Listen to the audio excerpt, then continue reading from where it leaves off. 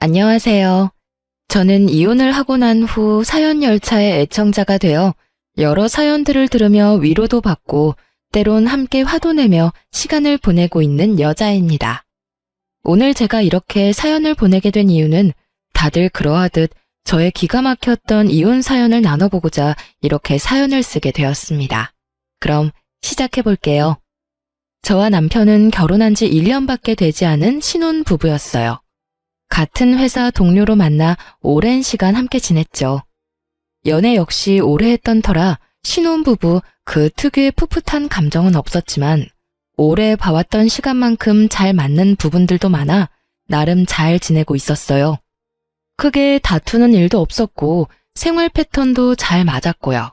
거기에다 친정뿐 아니라 시댁 역시 다른 지역에 있어서 저희 두 사람만 잘 지내면 다른 이유로 싸울 일은 전혀 없을 거라 생각했죠. 하지만 이런 제 예상을 남편은 보기 좋게 짓밟아 놓더군요. 평화롭게 남편과 하루하루를 보내던 어느 날, 남편이 무언가 숨기고 있다는 느낌이 점점 강하게 들기 시작하더군요. 왜 남자들 그런 행동 있잖아요. 과하게 제 눈치를 살핀다는 느낌이 들며 어딘가 모르게 뚝딱거리는 멍청이처럼 행동하는 거요. 전 그런 남편을 지켜보다 답답해서 터놓고 물어보았죠. 여보, 무슨 일 있지? 아니, 아무 일 없는데 왜? 당신 요즘 수상해? 계속 내 눈치 살피고 행동도 어색하고. 하여튼 이상한 게 한두 가지가 아니라고. 그러지 말고 숨기고 있는 거 있으면 빨리 말해. 내가? 아닌데, 나 진짜 숨기고 그런 거 없어. 남편은 한사코 아니라며 손사래를 쳤지만 남편의 행동은 계속해서 더욱 수상해졌어요. 갑자기 전화를 화장실이나 제가 없는 곳에서 받는다거나 회사에선 점심을 함께 밥을 먹곤 했는데 이야기도 없이 점심시간에 사라져 한참 뒤에나 나타난다거나 등등 수상한 점이 한둘이 아니었어요. 남편의 그런 행동은 저와 인내심을 바닥치게 했고 결국 남편을 다시 추궁하기 시작했죠. 여보, 거짓말할 생각하지 말고 바른 대로 말해. 무슨 일이야? 무슨 일이길래 요즘 그렇게 수상하냐고. 제 말엔 짜증과 의심이 가득했고 남편은 더는 숨길 수 없다는 생각이 들었는지 머뭇거리더니 그간 무슨 일이 일어났는지 말하기 시작하더군요. 그게 사실은 우리 형 이혼하게 됐다네. 그것 때문에 이런저런 이야기 나누느라 정신이 없었어. 뭐? 이혼? 이렇게 갑자기? 요즘 계속 다툼이 잦다는 이야기는 듣긴 했는데 결국 이혼하기로 했다나 봐. 악이 없을 때 그냥 정리하기로 합의했다네. 아, 그래. 그런데 그걸 왜 숨겨? 나만 괜히 이상한 오해했잖아. 아무리 요즘 이혼에 관대하다고 한들 사실 이혼이 좋은 일도 아니고 당신한테 이야기 꺼내는 게 좀 조심스럽기도 하고 망설여지기도 했어. 마냥 숨길 수 있는 일이 아니긴 하지만 알 때 알더라도 굳이 내 입으로 알리고 싶지 않아서 아무 말 안 했던 건데 당신이 이상한 오해할 거라곤 생각도 못했어. 미안해. 괜히 혼자 이상한 상상하게 해서. 아, 그래. 당신 말 들어보니까 이해가 안 되는 건 아니네. 당신도 마음고생 많았겠어. 그래서 아주버님은 괜찮으셔? 점점 괜찮아지고 있는 것 같아. 다시 한번 미안해, 여보. 남편은 진심으로 저에게 미안하다며 사과를 해왔고 저는 괜찮다며 그 상황을 넘겼어요. 하지만 모든 사실을 털어놓은 남편의 얼굴은 여전히 어두웠고 전 단순히 혈육이 가슴 아픈 일을 겪어 저런가 보다 했어요. 다른 사람도 아닌 형이 이혼을 했다고 하니 동생 된 입장에서 많이 속상한가 보다 했는데 그게 아니더군요. 남편의 표정이 그런 데는 다른 이유가 있었고 그 이유는 시숙이 이혼 사실을 알리고 난 후 얼마 뒤부터 서서히 알게 되었어요. 시작은 시숙의 갑작스러운 등장이었습니다. 어느 날은 퇴근하고 집으로 돌아가 있는데 남편과 함께 시숙이 집에 있더라고요. 아무런 이야기도 못 들었던 터라 저는 당황할 수밖에 없었죠. 남편을 얼른 방으로 데리고 와 이게 어떻게 된 일인지 물었어요. 어떻게 된 거야? 아주버님이 왜 여기에 있어?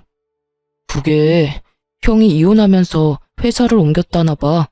마침 회사가 이 근처라서 잠시만 신세 좀 지자고 하네. 뭐?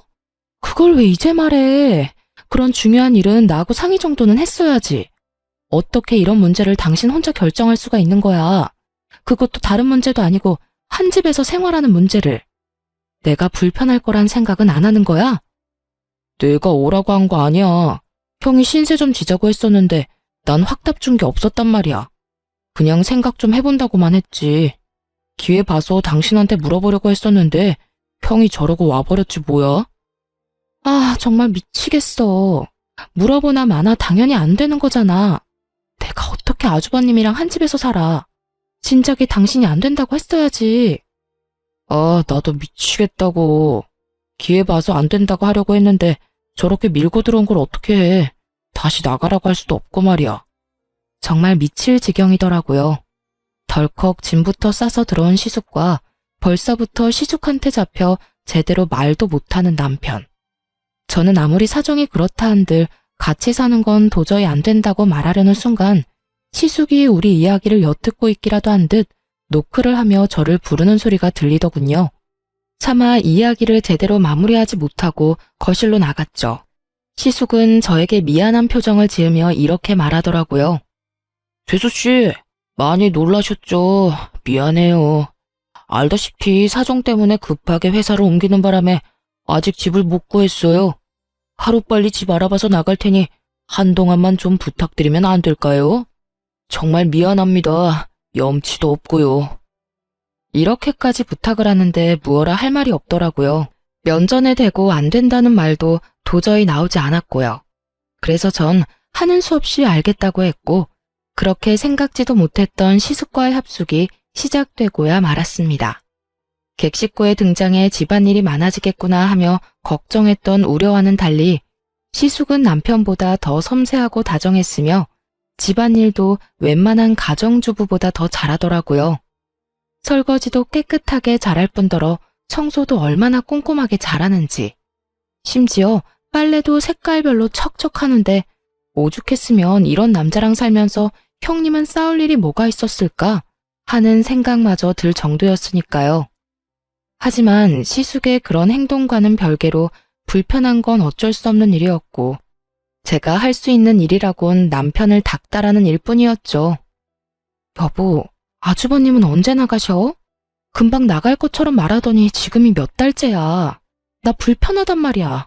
주말에 제대로 쉬지도 못하고 집에서 옷도 편하게 못 입고 다니고. 그게 슬쩍 말을 꺼내보긴 했는데 아직 마땅한 집이 없는 것 같더라고. 뭐? 입 한 곡에 다 따져서 집을 구한다는 게 말이나 돼? 대충 작은 원룸이라도 얻어서 나갈 생각을 해야지. 그러지 말고 당신이 다시 한번 말 좀 해봐. 나 진짜 너무 불편해서 그래. 알겠어. 다시 한번 말해볼게. 대답은 알겠다고 한 남편은 여전히 시숙에게 별다른 말을 하지 못하는 듯 했고 저는 또 그런 남편을 닥달하는 지겨운 상황이 반복되고 있었어요. 중간에서 이러지도 저러지도 못하는 남편의 상황이 아예 이해가 되지 않는 것도 아니었지만 이해가 된다고 해서 시숙을 한평생 끼고 살 순 없는 노릇이었으니 제 입장에선 어쩔 수 없는 행동이었죠. 저의 닥달에 남편이 곤란해 보이긴 했지만 애초에 이런 상황을 만든 것이 남편의 우유부단함 때문이었으니 사실 미안한 감정조차도 들지 않더라고요. 그렇게 남편과 저는 점점 관계가 소원해지고 있었어요. 그러던 어느 날 시모에게 갑자기 연락이 왔더라고요. 아가, 집이야? 네, 어머님. 집에서 쉬고 있어요. 아주버님은 볼일 있으시다고 나가셨고요. 그래? 나 결혼식 있어서 잠시 올라왔는데 온 김에 잠시 들리마. 조금 있으면 도착해. 네, 어머님. 조심해서 오세요. 시모의 갑작스러운 방문이 반갑기는 처음이더군요. 그도 그럴 것이 제가 이때껏 본 시모는 꽤 합리적인 사람이었기에 이 불편하고 말도 안 되는 상황을 정리해 줄 수도 있겠다는 일말의 기대가 있었기 때문이었죠. 하지만 그런 제 기대는 시모의 등장과 함께 산산조각이 나고 말았습니다. 집으로 들어선 시모는 저에게 따뜻한 눈빛을 보내며 제 손을 꼭 부여잡고선 이렇게 말하더군요. 아가야, 고생이 많지? 내가 다 한다, 다 알아. 내가 요즘 너한테 얼마나 고마운 줄 몰라. 아무쪼록 우리 아들들 앞으로도 잘 부탁한다. 맞잡은 손에서 식은땀이 다 나려고 하더군요. 아들들을 잘 부탁하다뇨. 전 시모의 손을 슬며시 빼내며 이렇게 말했어요. 아니에요, 어머님. 계속 같이 사는 것도 아니고 곧 집 구해서 나가신다고 했는데요, 뭘. 그러니 그렇게까지 말씀 안 해주셔도 돼요. 제 말에 시모의 표정이 의아하게 바뀌는가 싶더니 이내 남편을 바라보며 이렇게 말하더군요. 너 아직도 말 못했니? 아유, 너도 참 너다. 아직도 이야기 안 하고 도대체 뭐 했어? 시모의 말에 남편은 고개를 숙이며 아무 말도 못하고 있었고 이해하지 못할 상황에 저 역시 남편에게 물었죠. 이게 무슨 말이야? 나한테 못한 이야기가 또 있어? 그런 거야? 말을 좀 해봐. 저는 불안한 예감에 남편을 닥달하기 시작했고 저의 닥달에 여전히 말이 없는 남편을 대신해 시모가 답을 주더군요. 에휴, 내가 이야기하마. 다름이 아니라 네 시숙 한동안 여기서 좀 더 살아야 할 것 같아. 네? 얼마나요? 아주버님은 곧 나가실 거라고 했는데요. 그게 요즘 네 시숙 선보고 다니고 있어. 마음 맞는 사람만 나타나면 바로 결혼 진행할 거니까 그때까지만 좀 같이 살거라. 남는 방에 그냥 좀 같이 사는 건데 괜찮지? 이건 또 무슨 개떡 같은 소리인가 싶더군요. 이혼한 지 얼마나 됐다고 다시 결혼 생각을 하는 것도 어이가 없었지만 언제 할지도 모르는 결혼을 기다리는 동안 우리 집에서 생활하겠다는 결심을 했다는 것도 어이가 없더라고요. 그것도 집주인인 저에게 한마디 상의도 하지 않고서 말이에요. 저는 그 순간 어이가 없음과 동시에 화가 치솟아오르며 이 모든 것을 확실하게 못 박을 필요가 있다고 생각되더군요. 저기 어머님, 그건 좀 곤란할 것 같아요. 뭐? 지금 곤란하다고 했니? 네, 사실 지금까지 같이 지내는 것도 저 좀 많이 불편해요. 주말에는 편하게 집에서 쉬고 싶은데 아주버님 계시니까 편히 쉬지도 못해요. 차림도 매번 신경 써야 해서 불편하기도 하고요. 애초에 길어도 한 달이겠거니 했는데 아무튼 전 좀 힘들 것 같네요. 너 혹시 생활비 때문에 그러니? 그런 거라면 걱정하지 마라. 내가 다달이 생활비 보내주마. 아니요, 어머님. 돈 때문이 아니라 말 그대로 불편해서 싫어요. 그리고 언제 새장가 드실지도 모르는데 어떻게 같이 산다고 할 수 있겠어요? 아무튼 여러모로 힘들 것 같네요. 죄송해요. 저는 단호하게 저의 뜻을 전했고 그런 저의 태도에 시모는 섭섭한 기색을 내비치긴 했지만 어떻게 해서든 저를 설득하려 애써 화를 억누르며 말하더라고요. 예, 그러지 말고 다시 생각해봐. 괜히 나가서 돈 낭비할 바엔 여기서 같이 지내면 돈도 아끼고 가족끼리 붙어 살면서 가족 정도 들고 얼마나 좋니? 죄송해요, 어머님. 아무리 그러셔도 전 힘들 것 같아요.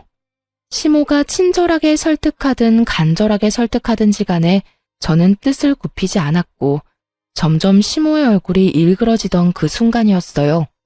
현관문이 열리며 외출해서 돌아온 시숙이 집으로 들어왔고 심상치 않은 분위기에 빠르게 상황을 살피더니 시모에게 핀잔을 주기 시작하더군요. 어머니, 또 그런 말도 안 되는 소리 하셨어요. 저 손 안 본다니까요. 재수씨, 저 여기서 계속 지낼 생각 없으니까 어머님 말씀은 잊어주세요. 오늘도 집 보고 왔는데 꽤 괜찮은 것 같아서 한 번만 더 보고 계약하려고 해요. 시숙은 듣지 않아도 무슨 상황인 줄 알겠다는 듯 다급히 저를 안심시키기 시작했고 그런 시숙의 말을 들은 시모는 언짢은 기색을 숨지 않고 저를 나무라더군요. 너 하나만 이해하면 되는 일인데 그걸 못 참니? 이게 뭐니? 괜히 아까운 돈만 낭비하게 생겼잖니? 가족끼리 좀 같이 사는 게 뭐가 불편하다고 저 유난인 건지?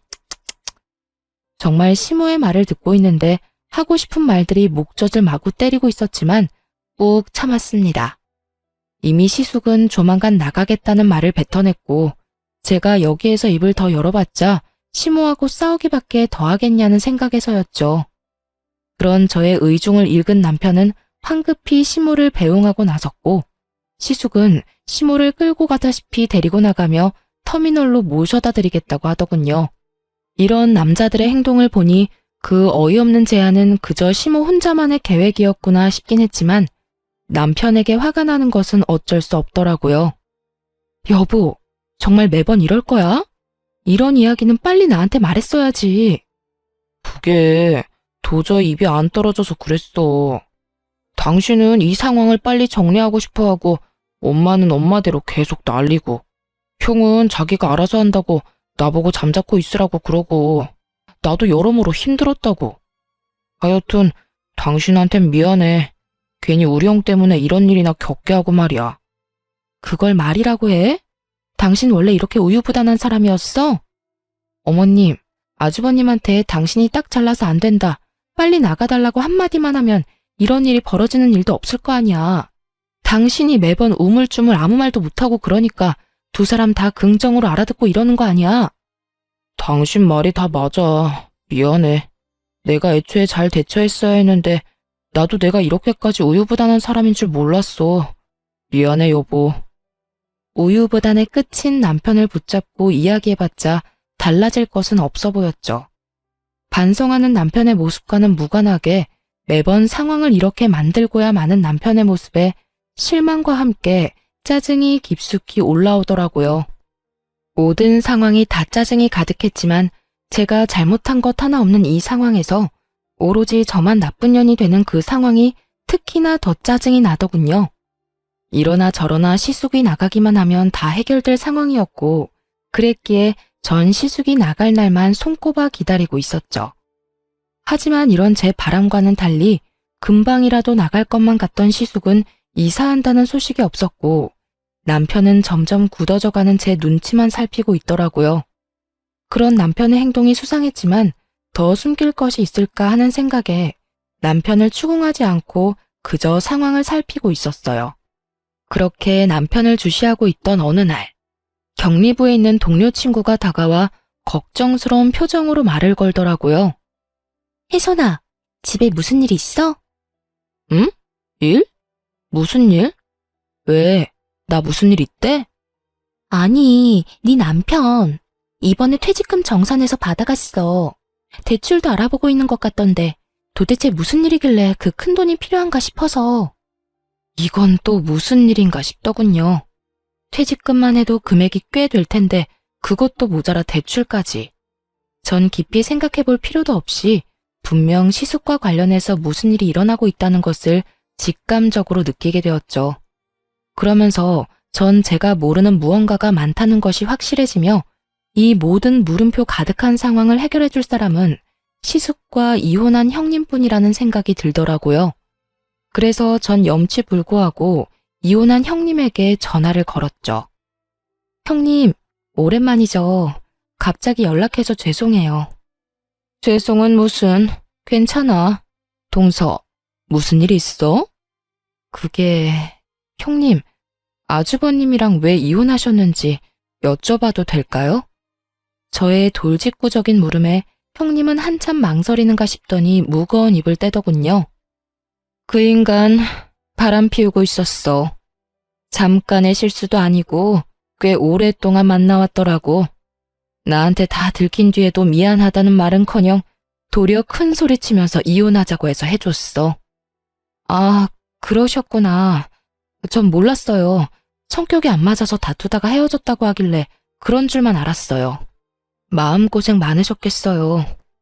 그 당시엔 배신감도 들고 이때껏 뭐 때문에 그렇게 살았나 싶어서 조금 힘들긴 했는데 이젠 괜찮아.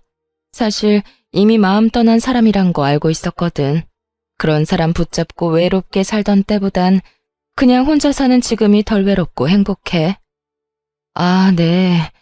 그렇다면 다행이긴 한데 하여튼 이런 거 물어봐서 죄송해요. 아니야, 그건 그렇고 요즘 그 인간 동서한테 신세 지고 있다는 소식 들었어. 내가 이런 말 해야 하나 말아야 하나 고민 많이 했는데, 동서, 그 인간 돈 없어. 상간녀 위자료랑 자기 위자료 다 그 인간이 내서 아마 지금 빚잔치 중일 거야. 그러니까 얼른 내쫓아버려. 그렇지 않으면 그 인간 쭉 늘어붙을 수도 있어. 어쩐지 역시 형님께 죄송하지만 여쭤보길 잘한 것 같네요. 이제서야 하나둘씩 퍼즐이 맞춰지는 기분이에요. 그렇다면 다행이고. 그리고 자세히는 말 못하지만 서방님도 잘 살펴봐. 나처럼 뒤통수 맞지 말고. 저희 남편이요? 그 사람이 왜요? 혹시 그 사람도 이상한 짓 하고 돌아다니나요? 뭐 아시는 게 있으신 거예요? 내가 말하기는 뭐하고 동서가 잘 지켜봐. 나도 확실하진 않아서 정확하게 뭐라고 말하기는 좀 그래서 그래. 하여튼 내 꼴 나기 싫으면 동서가 스스로 나서서 조사하는 수밖에 없어. 그럼 끊어. 형님과의 통화가 끝난 후 생각이 많아질 수밖에 없더라고요. 일단 시숙은 돈이 없어 우리 집에서 지내고 있었던 것이었고 남편이 큰 돈이 필요했던 이유는 시숙 때문에 맞더군요. 한 푼 없는 시숙이 우리 집에서 나가야 하는 상황이 되니 남편이 돈을 마련해주고 있었던 것이었죠. 그렇게 다른 수상한 점은 밝혀졌는데 아무리 생각해도 마지막 말이 이상하더라고요. 남편을 잘 지켜보라니. 누가 들어도 수상한 말이잖아요. 하지만 형님 말과는 달리 남편에겐 수상한 점은 전혀 없었어요. 매번 출퇴근도 저와 함께 했고 시숙 때문에 사이가 소원해지기 전까진 점심시간에도 저와 함께 했으니까요. 그것뿐인가요? 주말에도 거의 함께 시간을 보냈으니 딴짓할 시간 따위 없었을 테니 더욱 이상했죠. 그렇게 한참을 생각하던 제 머릿속을 스치고 지나간 것이 있었는데 그건 시댁이었어요. 시숙과 남편은 1, 2주일에 한 번씩 시댁에 다녀오곤 했는데 그때마다 한사코 두 사람만 다녀오겠다고 하곤 했었어요. 저도 시댁에 가지 않아도 된다고 하니 의심을 하기보단 기쁜 마음이 더 컸기에 별다른 생각을 하지 못했었고요. 하지만 남편이 딴짓하고 있다면 유일한 시간이 그때뿐이란 생각이 들었죠. 시숙이 이혼하고 난 뒤에도 여전히 시댁엔 두 사람만 다녀오곤 했으니 이것뿐이다 싶더군요. 전 아무것도 모르는 척하며 두 사람이 시댁을 간다고 하는 날만 기다렸고 저의 바람대로 두 사람은 며칠 뒤 다가오는 주말에 시댁을 다녀오겠다고 하더라고요. 여보, 나 이번 주 주말에 형이랑 집에 좀 다녀올게. 아, 그래? 그러면 이번엔 나도 갈까? 아무래도 저번에 그런 일도 있었고 같이 가서 얼굴 비추는 게 좋지 않을까? 어? 아니야. 그런 일 있었으니까 한동안 가지 않는 게 좋지. 우리 엄마 성격 잘 알잖아. 이번에 같이 가면 아마 모르긴 몰라도 당신 엄청 못 살게 굴 거야. 그런가? 그럼. 그러니까 그냥 이번엔 형이랑 나랑 다녀올게. 한사코 안 된다고 난리를 부리는 남편의 모습에 전 더욱 미심쩍어지며 주말을 더욱 기다리게 되었어요. 그렇게 다가온 주말, 전 조심스럽게 두 사람 뒤를 밟았고 남편과 시숙은 시댁이 아닌 시댁 근처에 있는 골프장으로 향하더라고요. 골프장이 가까워질수록 전 그동안 속았던 제가 한탄스러우면서도 그저 기분 전환차 골프를 치러 가는 것이길 얼마나 바라고 또 바랐는지 모릅니다. 하지만 저의 이 바람이 처참히 무너져버리는 것은 순식간이었죠. 골프장 주차장에 멈춰섰고 골프장 입구에 기다리고 있는 두 여자를 향해 시숙과 남편이 다가가더군요. 딱 보기에도 어려 보이는 두 여자. 그중 한 여자는 시숙과 아주 깊은 관계인 듯 만나자마자 어깨에 손을 두르며 걸어갔고 남편과 남은 한 여자는 멋쩍은 듯 가벼운 눈인사를 나누곤 시숙과 여자의 뒤를 따르더라고요. 그 모습에 안도라는 걸 하는 제가 얼마나 한심했는지 모릅니다. 남편이 저를 속이고 모르는 여자와 골프장이나 다닌다는 배신감보다 그 여자와 대면대면한 사이라는 것에서 오는 안도감이 더 크게 느껴진다는 것이 저를 비참하게 만들어 눈물이 나더라고요. 그렇게 전 눈물을 훔치며 오랜 시간 남편이 나오길 기다리고 또 기다렸어요. 2시간 뒤 주차장으로 나온 남편의 모습은 제 안도감을 한 방에 뻥 하고 날려버리더군요. 들어갈 때와는 달리 남편은 그 여자와 어색하기는커녕 누가 보아도 다정한 연인의 모습으로 나오고 있었고, 혹시나 했던 저의 믿음과 안도감은 그야말로 산산조각이 나고야 말았죠. 다른 건 몰라도 이혼만큼은 제 인생에 없을 거라고 생각했는데, 살짝 열린 창문 틈으로 들리는 남편과 그 어린 여자의 대화 소리는 저를 무너지게 만들었습니다. 자기야, 이제 어디 갈 거야? 어디 가긴 좋은 데 가야지. 밥부터 좀 먹을까? 뭐 먹고 싶은 거 있어? 먹고 싶은 거보단 갖고 싶은 건 많은데. 그러면 쇼핑부터 하고 밥 먹으러 가자. 정말? 쇼핑도 시켜주는 거야? 자기 진짜 최고다. 이 정도야 뭐. 대신 또 만나자고 연락하거나 내가 연락하지 않았는데 먼저 연락하면 안 돼? 알겠지? 알겠어. 그런데 자기 결혼 안 한 거 맞지? 애인도 없다고 했고. 그러면 그냥 나랑 쭉 만나면 안 돼? 난 자기 정도면 좋은데. 난 결혼 생각도 없고 한 여자한테 얽매여서 살고 싶지도 않아. 자, 얼른 가자. 나 슬슬 배고파지려고 해. 얼른 살 거 사고 밥 먹자. 알겠어. 가자. 남편은 얼굴색 하나 바뀌지 않고 미혼인 척하고 있더군요. 그간 천연덕스럽게 저를 속이며 기만한 것도 모자라 외간 여자들한테 돈을 써대며 이런 더러운 짓을 벌이고 돌아다닌 현장을 제 두 눈으로 목격하니 이혼 말고는 답이 없다는 생각이 들더군요. 그날 이후 전 남편과 시숙이 벌이는 돈 문제부터 외도까지 모든 것을 모른 척하며 천연덕스럽게 두 사람을 대하기 시작했어요.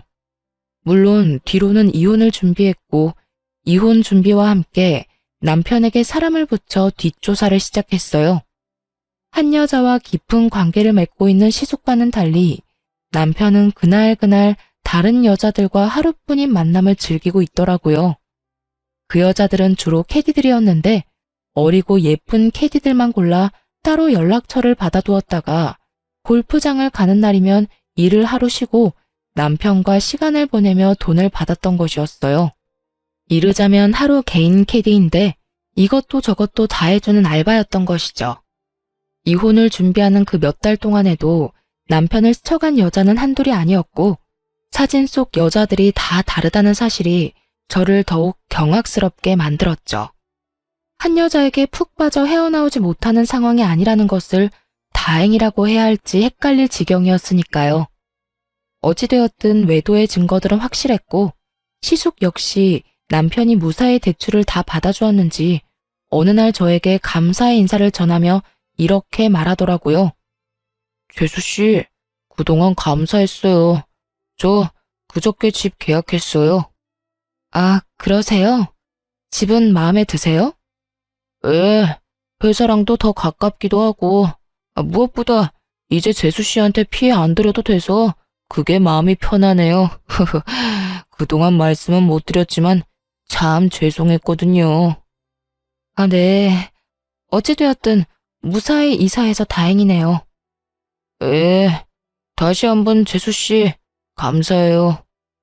어찌나 예의도 바르게 감사를 전하던지 소름이 다 끼치더라고요. 앞에선 저렇게나 예의 바르고 인성 바른 척을 하고 뒤에선 제 남편과 함께 아무 여자나 만나고 돌아다녔으니 말이에요. 하여튼 전 시숙이 이사 나가는 날을 이혼 통보의 디데이로 결정했고 대망의 그날 짐가방을 챙긴 시숙은 사람 좋은 얼굴로 다시 한번 감사의 인사를 건네더군요. 재수씨, 그동안 감사했습니다. 전 이만 가볼게요. 전 시숙이 인사를 건네는 순간 새벽에 미리 싸놨던 남편의 짐가방을 꺼내와 남편에게 건네며 이렇게 말했어요. 당신도 같이 나가. 이거 당신 짐이야. 제 말엔 남편과 시숙은 놀란 토끼 눈을 하고 저를 바라보더라고요. 전 그런 남편에게 다시 한번 짐가방을 밀어줬고 남편은 도저히 그 상황이 이해가 되지 않는 건지 저에게 상황을 물어오더군요. 그게 무슨 말이야? 나도 나가라니. 이 짐가방은 또 뭐야? 말 그대로야. 당신도 지금 당장 이 집에서 나가줘. 난 이제 당신같이 더러운 인간이랑은 한순간도 같이 못 살아. 사이 좋은 형제답게 지금 이 길로 당신 형 따라가. 더럽다니. 내가 무슨 짓을 했다고 그렇게 심한 말을 해? 당신 어디 아파? 아니, 꿈이라도 꿨어? 갑자기 왜 이러냐고. 도무지 상황 파악을 하지 못하는 남편과 눈치만 살피고 있는 시숙. 저는 두 사람에게 그간 모아뒀던 사진 중 일부를 남편과 시숙에게 보여주었죠. 증거들을 본 두 사람은 얼굴이 사색이 되어가고 있었고 전 그런 두 사람에게 이렇게 말했어요. 내가 도대체 어디까지 알고 있는지 궁금하지? 나 당신이 생각하는 것보다 훨씬 더 많아. 당신 퇴직금도 미리 정산받고 대출도 받았지? 아마 그 돈으로 당신 형 집 구해줬을 테고. 그걸 어떻게... 여보, 내 말 좀 들어봐. 그런 게 아니라... 또 거짓말 하려고 그래? 내가 무슨 바본 줄 알아? 아, 됐어. 어찌되었든 난 당신이랑 같이 못 사니까 이혼하고 집 정리될 때까진 당신이 그렇게나 사랑하는 형 집에 가서 살아. 내가 여기서 지낼 거니까. 저의 통보에 남편은 그제야 큰일이다 싶었는지 무릎까지 꿇고 빌기 시작했고 시숙은 남편이란 짐을 떠안기 싫었는지 급하게 짐가방을 챙겨 도망치듯 집을 빠져나가 버리더군요. 그런 시숙의 모습에 남편은 당황한 듯 잠깐 멈칫했지만 여전히 저의 바지가랑이를 붙잡고 애원하기 시작했어요. 여보, 제발 이러지 마. 나 한 번만 용서해줘. 나 당신 정말 많이 사랑하는 거 알잖아. 나 당신 말 잘 듣고 이제껏 잘했잖아. 말 잘 듣고 잘하는 사람이 한다는 짓이 이 여자 저 여자 찝쩍거리고 다니는 짓거리인 것인지 참 기가 다 막히더군요. 저는 저를 붙잡고 있는 남편의 손을 뿌리치며 소리를 빽 질러버렸습니다. 이거나 이렇게 붙잡고 매달려도 달라지는 건 아무것도 없으니까 얼른 네 형이나 따라가라고. 저의 단호한 태도에 남편은 저를 더욱 강하게 붙잡으며 말도 안 되는 말을 짓거리기 시작하더군요. 여보, 나 한 사람이랑 깊게 만난 적도 없고 그건 그래 실수. 한 번의 실수라고 하는 거야. 그랬겠지. 한 여자한테 얽매이는 삶은 살고 싶지 않았을 테니까. 참 대단하다. 바람 피운 것도 어이없는데 뭐? 결혼도 한 적이 없어? 여자친구도 없어? 어떻게 그렇게 얼굴색 하나 안 변하고 천연덕스럽게 거짓말을 해? 당신 진짜 모습이 뭐야? 도대체 어떤 게 당신 진짜 모습이냐고. 당신이 나한테 얼마나 많이 실망했는지 나 다 알아. 그런데 여보, 나 믿어줘. 나 진짜 딱 한 번만 만나고 끝이었어. 2번 만난 여자는 단 한 번도 없었어. 그냥 그저 조금 즐긴 것뿐이지 감정을 준다거나 한 적은 절대로 없었어. 내가 사랑하는 사람은 당신 한 사람뿐이고 나한테 여자는 당신뿐이야. 정말 이것만은 맹세할 수 있어. 이 무슨 궤변인지 모르겠더군요. 하루뿐이면 바람이 아닌 것이 되나요? 한 번뿐이면 잘못이 아닌 일이 되는 건가요? 전 끝까지 정신 차리지 못하는 남편에게 확인 사살을 시켜줬어요. 야, 한 번이든 하루든 외도는 외도고 바람은 바람이야. 그리고 네가 나 몰래 그 큰 돈을 대출까지 받아서 네 형 준 것만 해도 이혼 사유는 차고도 넘치는 건 몰라? 그 돈 때문에 이러는 거면 걱정하지 마. 그 돈 형이 형편 되는 대로 다 갚아준다고 했어. 당신이 이번 한 번만 덮고 지나가주면 내가 어떻게 해서든 돈도 다 받아오고 당신한테 지금보다 더 잘할게.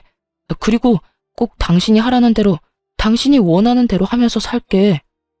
돈? 걱정? 내가 미쳤니? 네 명의로 네가 대출받아서 네 형 준 건데 내가 왜 그런 걱정을 해? 당신 같은 인간 용서할 생각 추호도 없고 이혼은 무슨 일이 있어도 할 거니까 너는 네 살 길이나 걱정하라고. 제 말에 남편은 닭똥 같은 눈물을 흘리며 제 발밑에 엎드려 애원을 하기 시작하더군요. 여보, 제발 이러지 마. 나 당신 없으면 안 되는 거 알잖아. 나 당신 없으면 못 살아. 난 네가 없어야 잘 사니까 당장 이 집에서 좀 꺼져. 나도 당신 같은 인간 쓰레기 없는 곳에서 깨끗한 공기로 숨 좀 제대로 쉬면서 살자. 내 말 안 들려? 당장 나가라고. 남편은 저의 폭언과 고함에도 아랑곳하지 않고 매달렸고, 전 그런 남편을 안간 힘을 다해 뿌리치곤 집 밖으로 쫓아내버렸어요. 지난 몇 달간 묵은 체증이 확 다 내려가는 기분이더군요. 제가 그날까지 참고 또 참은 이유는 따로 있었어요. 제가 알아본 바론 시숙은 남편이 대출까지 받은 돈을 빌려 얻은 집에서 골프장에서 봤던 그 여자와 새 출발을 꿈꾸고 있었거든요. 심지어 남편은 있는 돈 없는 돈을 다 시숙을 줘버렸던 터라 본인은 따로 집을 얻을 능력조차 되지 않는 처지였죠. 이런 상황을 위해 전 남편이 대출까지 받는다는 사실을 다 알면서도 다 모른 척하고 있었던 겁니다. 이런 상황에서 쫓겨난 남편이 갈 곳이라곤 시숙의 집뿐일 테고, 제가 알아본 시숙의 성격상 짐이 될 것이 뻔한 남편을 받아줄 리 없으니 의 좋은 두 형제의 사이가 멀어지는 것은 시간 문제니까요. 시숙에게 있는 대로 실망한 남편이 향후 어떤 행보를 걷게 될지 알 수는 없지만 그게 어떠한 선택이든 파국은 분명해 보였기에 여러모로 남편 놈의 앞날을 위해 이혼을 통보하기엔 딱 좋은 날이었습니다. 그렇게 진행된 이혼은 순탄하지 않았어요. 믿을 구석이라곤 저밖에 없는 남편 놈은 끝까지 갖은 수를 쓰며 이혼만은 막아보려고 애를 써댔지만 결국 소송에서 이혼을 판결받게 되었습니다. 전 남편은 물론이고 시숙에게 역시 위자료를 청구했고 조금의 위자료를 받을 수 있었어요. 저의 예상대로 전 시숙은 전 남편을 받아줄 리 없었고 전 남편은 자신의 돈으로 마련한 집에는 들어가 보지도 못하고 어디서 지내는 것인지 소송하는 내내 꼴이 말이 아니더군요. 꼴이 그게 뭐야? 왜? 그렇게 사랑하는 형이 안 받아줘? 말도 마. 집 앞에 아무리 찾아가도 문도 안 열어주더라. 요즘 찜질방에서 먹고 자고 해. 나 불쌍하지 않아? 그러니까 지금이라도 나 좀 받아주면 안 될까? 불쌍? 웃기고 있네. 정신 좀 차려. 이렇듯 전 남편은 거지꼴이 되어가고 있는데도 불구하고 전 시숙은 전 남편에게 돈을 조금도 갚지 않는 것은 물론 전 남편을 피하고 있더라고요. 전 남편은 저와 소송을 하면서 자신의 형에게 소송을 준비하고 있는 듯 했어요. 외도까지 서로 도와주며 큰 돈까지 아까워하지 않고 턱턱 빌려주던 의 좋은 형제의 결말은 그야말로 파국과도 같았죠. 모든 것이 저의 뜻보다 더 통쾌한 방향으로 흘러가고 있더군요. 결국 이혼이 마무리될 때쯤엔 두 사람이 언성까지 높이며 멱살 잡고 싸우는 모습을 볼 수 있었어요. 야, 이 자식아. 이게 다 너 때문이잖아. 누가 돈 안 준대? 그까짓 돈 다 갚는다고 했잖아. 그까짓 돈? 그 돈이 얼만데 그까짓이래. 그리고 이때껏 단돈 10,000원도 준 적 없으면서 맨날 갚는다는 말만 하고 지금처럼 큰 소리 치고 싶으면 적어도 조금이라도 갚고서 큰 소리를 쳐. 아무리 그렇다고 해서 남의 집에서 찾아와서 그렇게까지 난동을 피우면 어떻게 해? 너 때문에 그 여자 도망갔잖아. 남의 집? 참, 진짜 웃기네. 그게 왜 형 집이야? 그 집 엄연히 내 집 아니야? 그 집 마련할 때 나한테 돈 빌려서 마련한 거 다 잊었어? 그리고 그 여자가 도망간 게 왜 내 탓이야? 형이 모은 돈은커녕 빚밖에 없으니까 그 여자가 도망갔지. 입은 삐뚤어졌어도 말은 바로 해. 이 모든 건 내 탓이 아니라 형이 빚쟁이라서 일어난 일이라고. 뭐? 빚쟁이? 너 이 자식 말 다 했어? 못했다 이 빚쟁이야. 내 돈 당장 갚아. 다 갚으라고. 말만 돈 갚는다고 하고 내 연락은 다 피하고. 네가 그러고도 형이냐? 넌 그래서 하나뿐인 형을 고소했냐? 어떻게 가족한테 이럴 수가 있어? 애초에 형이 나한테 그딴 식으로 안 굴었으면 나도 이렇게까진 안 했겠지. 돈은 둘째치고 형이 내 연락을 피하지만 않았더라도 나도 이렇게까진 하진 않았을 거라고. 언성을 높이던 전시숙은 이내 전 남편의 멱살을 잡았고 전 남편 역시 시숙의 멱살을 맞잡고 개싸움을 하기 시작하더군요. 빚쟁이가 된 형제의 싸움이 참 보기 아름답기까지 하더군요. 어찌나 누구 하나 제정신 박힌 것들이 없는 것인지 형제는 형제구나 싶었어요. 그렇게 이혼이 마무리되고 전 시숙의 소식은 들을 수 없었지만 전 남편은 회사가 같았던 터라 어쩔 수 없이 얼굴을 계속 봐야만 했었죠. 이미 끝난 사이이긴 하지만 한 회사에서 듣고 보고 지내려니 참 그것만큼 곤욕은 또 없더군요. 마주칠 때마다 불쌍한 표정으로 인사를 건네는 것으론 부족했는지 뻔뻔하게 부탁이라는 걸 하더라고요. 여보, 잘 지내? 여보는 무슨? 너랑 나랑 이혼한 거 잊었어? 누구한테 여보래? 그리고 눈 없어? 아주 잘 지내고 있는 거 안 보여? 너무 날카롭게 굴지 마. 나 요즘 힘들어. 네가 힘든 거랑 나랑 무슨 상관이라고 말을 걸어. 왜? 네가 힘들다고 불쌍한 척하면 내가 눈물이라도 흘리면서 위로라도 해줄 거라 생각했어? 그런 게 아니라 사실 나 당신한테 부탁이 있어. 이야, 진짜 뻔뻔하다. 이 와중에 나한테 부탁까지 한다고? 당신한테 정말 면목 없는데 나 맡고 있는 프로젝트 좀 도와주면 안 될까? 뭐? 당신도 알잖아. 지금 내가 맡은 일이 얼마나 중요한지. 이 일 처음에도 당신이 큰 틀 잡아줬었잖아. 그 덕에 진행도 잘 되고 있었고. 그런데 알다시피 내가 요즘 형 문제도 있고 당신 도움도 없으니까 일이 진행이 잘 안 돼.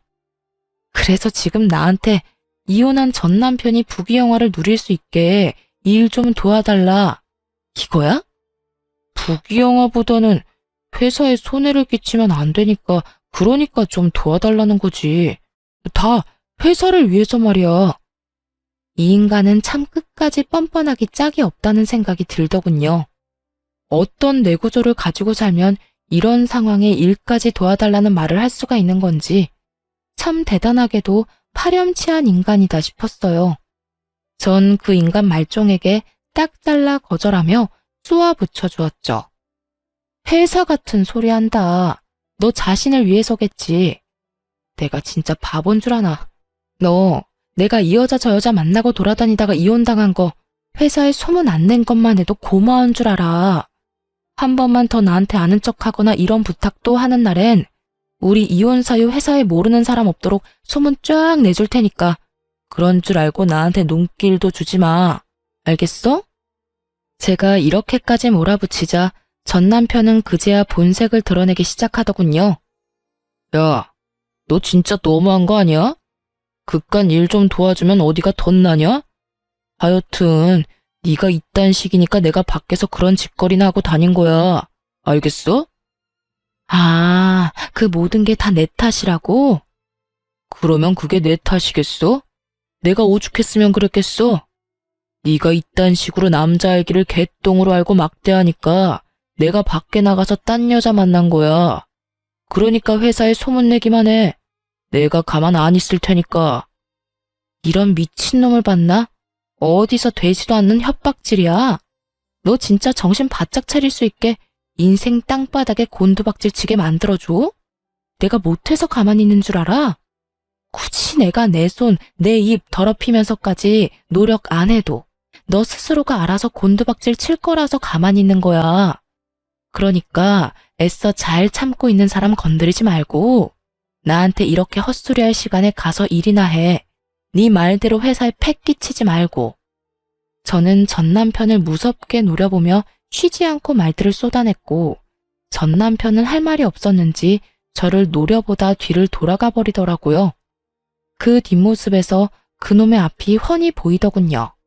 전 남편이 맡은 일은 저의 아이디어에서 나온 일이었고 전 남편의 진급을 위해 제가 발벗고 나서 도와주던 일이었어요. 이혼을 할 당시 회사에서 보기 싫은 마음이야 굴뚝이었기에 확 회사에 소문을 다 내버릴까 고민하지 않았던 것은 아니었지만 전 남편의 능력으론 이번 일을 무사히 마치지 못할 것이라 확신했기에 굳이 제 입 더럽혀가면서까지 소문을 내지 않았던 거죠. 아무리 상황이 이렇다 한들 저에게까지 도움을 청할 거란 생각은 전혀 하지 못했는데 참 대단하다 싶었어요. 하여튼 전 남편은 저의 예상대로 일을 보기 좋게 말아먹어버렸고 그 덕에 회사에서 온갖 서름과 눈칫밥은 혼자 다 먹게 되었다고 하더라고요. 그뿐만 아니라 바로 아래 후임에게도 보기 좋게 밀리는 처지가 되어버리자 더는 버틸 수가 없었는지 자진해서 사표를 쓰고 회사에서 나가버리더군요. 얼마나 고생을 했는지 마지막으로 본 전 남편의 몰골은 말도 못할 만큼 형편이 없었어요. 그리고 회사를 그만두고 난 후에도 시숙과 돈 문제가 말끔히 해결되지 않았는지 이리저리 신세를 지며 살고 있다는 이야기를 들을 수 있었어요. 그 후론 전 남편의 소식은 들을 수가 없었고 그렇게 지긋하던 그 인간과의 인연도 끝이 났습니다. 전 요즘 회사 측의 배려로 제주도에서 지내며 근무를 하고 있어요. 오랜 버킷리스트처럼 꿈꿔왔던 제주살이를 회사에서 마련해준 숙소에서 회사까지 온전히 다니며 살 수 있다니 요즘처럼 좋은 날들이 또 없을 거란 생각이 들곤 하네요. 사실 제주도에 발령받았을 때 기쁘기도 했지만 아는 사람이 전혀 없어 외롭거나 우울해지면 어떡하지? 하는 생각이 들기도 했어요. 하지만 지인들이 주말마다 놀러와주는 바람에 그런 기분을 느낄 새도 없이 즐거운 나날들을 보내고 있어요. 제가 남편 복은 없어도 친구 복은 있는 것 같지 않나요? 하여튼 요즘은요, 마음이 편하고 하루하루 지내는 삶도 즐거우니 일의 능률도 더 오르는 것 같고 삶의 질이 많이 향상된 기분입니다. 가끔 친구들이 오지 않는 주말엔 이리저리 산책로를 찾아다니는 것도 큰 힐링이 되고 있어요. 언젠가 다시 서울지사로 돌아가기 전까지 부지런히 좋은 곳을 다니며 지금까지 남은 상처받은 마음을 잘 치유해 보려고요. 이로써 저의 긴 사연은 끝이 났습니다. 어떠셨나요? 많이 답답하셨을까요? 처음에 전 남편의 본 모습을 알게 되었을 땐 처음 겪어보는 슬픔과 절망에 시달렸던 것 같아요. 특히나 이혼이라곤 생각지도 못했던 터라 더욱 충격이 크기도 했죠. 하긴 누가 행복해지려고 하는 결혼에서 이혼을 상상이나 했겠어요. 어쨌든 그랬던 제가 이혼을 하게 되고 처음엔 막막했던 것도 사실입니다. 하지만 지금은 그 누구보다 행복하고 제 삶에 만족하면서 살고 있어요. 앞으로도 행복 가득한 제 삶을 위해 다들 응원해 주실 거죠? 그럼 감사한 마음으로 저는 물러가 보겠습니다. 저의 긴 사연 들어주셔서 감사합니다. 행복하세요.